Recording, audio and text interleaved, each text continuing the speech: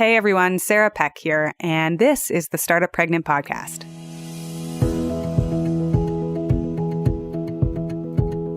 You ever get stuck in a rut?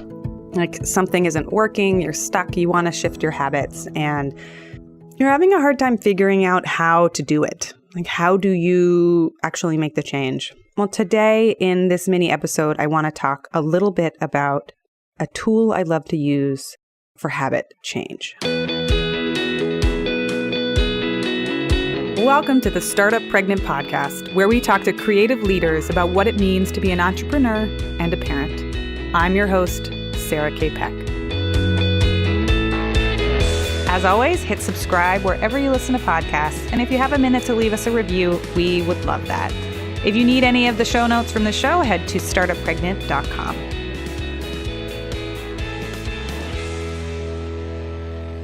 So welcome to this mini episode on habit change or habit shifts. We just had a guest on our latest episode, Lily Nichols, and she talked all about food, and it reminded me of a strategy I use around food. So habit science varies in its discussion of how long it takes to change a habit.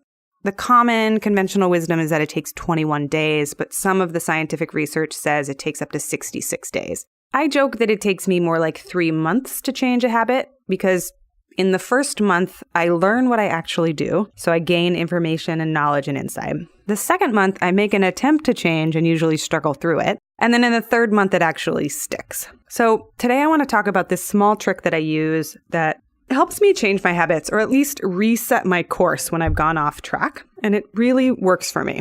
And the fundamental principle behind this, it's about self-love and kindness, which may seem hippy-dippy and new age, but for me, I find that disciplining myself harder into something and trying to enforce and be an authoritarian over my own self just brings out the rebel in me. And it can be really hard to stack up all sorts of willpower in order to force change. In fact, if you are listening and you are a parent and you've tried to enforce change, you know that that can be very difficult with children. So the example I want to use is with food. Generally speaking, I've got some pretty good routines and some habits. I like what I eat pretty healthy for what I consider healthy, and I'm pretty content with my food relationship. However, I also happen to live in an apartment complex that's on top of a Dunkin Donuts. Not helpful. And so when I get super tired, I know where my weakness is. When I get super tired, I usually go out and I get like 2 or 3 donuts because I'm so tired and it's the end of the day or it's like Friday night. And it's usually like bread and carbs and sugar and butter and all that great stuff that really gets me. But what happens is once I start to do something and trend in that direction, then the next day I trend further and the next day I trend further. And all of a sudden I wake up feeling really groggy and gross and realize that I've been ordering coffees all week and I've been eating fast food all week and I missed my green smoothie and I just start to feel different. And you can apply this example to lots of different things. It doesn't have to be food. I just happen to have a phrase that really works for me with food, so I'm using that as an example.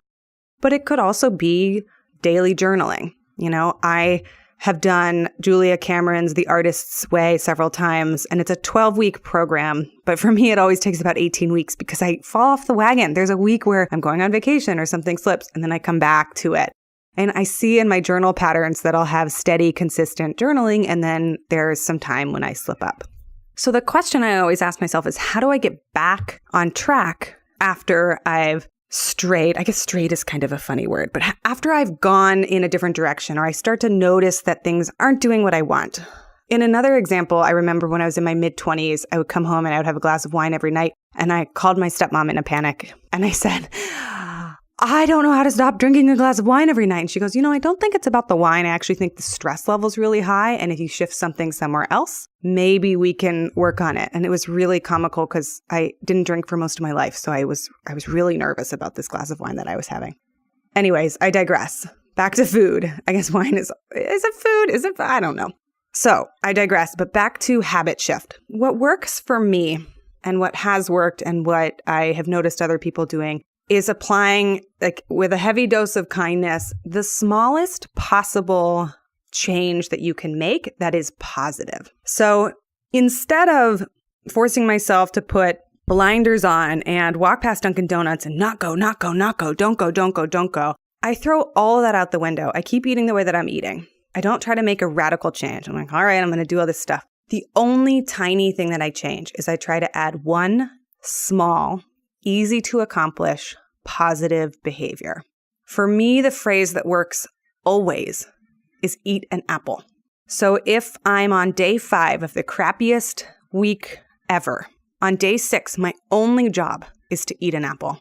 Nothing else matters. Nothing else counts. Nothing else. I could eat 4 pizzas and whatever else, just one small positive thing. And it's an addition because so much of habit change is falsely linked to trying to discipline ourselves harder or be more perfect, really, be more precise and exacting about how our behavior works. And what I found is that if this is like sneaking in the side door, if I just slide in with a tiny, small, positive change, eat an apple, and I say, okay, I can do that, something changes in my brain and in my patterning. And it almost always works like this. It's like, okay, the first day, whatever, all I'm going to do is just eat an apple. That's fine. I'll just add this apple to my lunch. What it says to me is like, oh, I can do this. And I am already the kind of person who is making positive change. See, I did it and I have done it. So there's not a lot of psychology about worrying about the future or anticipating the change or struggling or stressing. It's just slowly starting to layer in these positive behaviors. Inevitably, the next thing for me, and this may not work for you, but the next thing for me is always spinach because I can hide spinach in a lot of things. So I say, okay, I'll scramble some eggs and I'll add some spinach. Or let me throw some spinach in with this chicken parm that I'm making or whatever.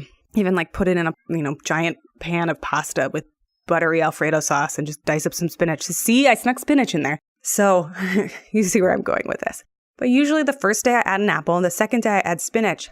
And by the third or the fourth day, those things feel good to me. I've accomplished them and I'm slowly and subtly getting back on track. So with my exercise routine, it's about the same thing.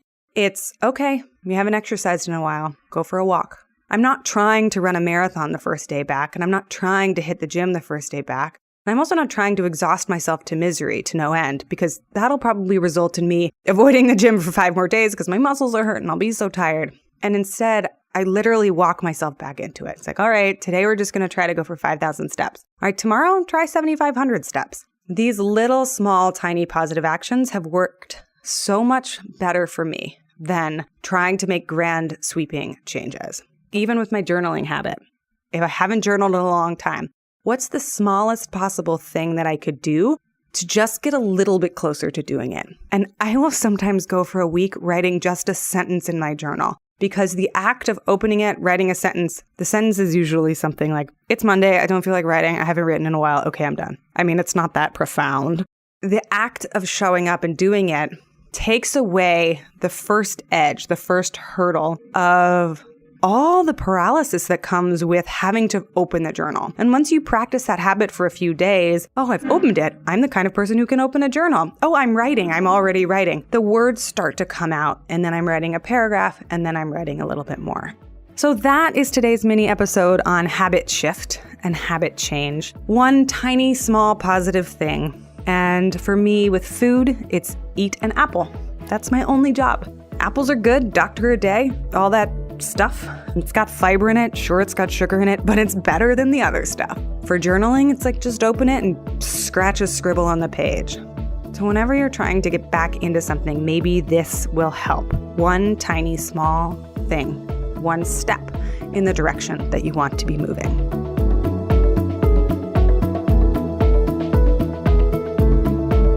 Thank you so much for being a listener of the show. A few more things before we end this episode. First, if you know of a woman or a friend that would benefit from this show, send them a link to our website at startuppregnant.com. So many of you have already reached out and shared your stories, what this podcast is doing for you. And for that, I am so grateful. So if you know of somebody that would love to listen in, or you think that these stories would really hit it home for somebody, feel free to send it along. Second, if you've got a story that you need to share or tell, head over to startuppregnant.com and send us a note. We have had so much reader mail already, and your stories mean the world to us. We are proudly listener-sponsored, so if you want to sponsor the show and hear more episodes, head over to our Patreon page and you can buy us a cup of coffee, or 2 or 3. We'll take many cups of coffee. If you want any of the show notes or links from this particular episode, all of the references and tools and tips that we talk about are always posted on startuppregnant.com. Thanks so much for listening, and I will see you on the next episode.